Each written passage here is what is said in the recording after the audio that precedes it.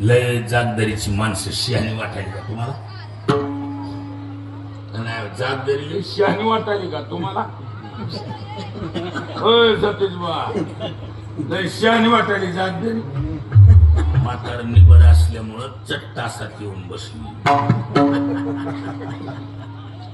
जागदारी ही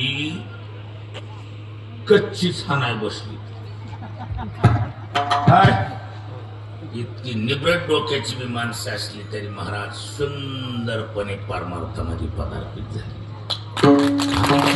दान मान धान वतून जागदारी पारमार्थ करावी, ह्याचं एकमेव श्रेय शंकर. शंकर बाबा जर या गावाला येत नाहीत तर ह्या गावाला चकलीनं बी साधू माणूस फिरकाला नसतो. अहो, येतानाच आम्हाला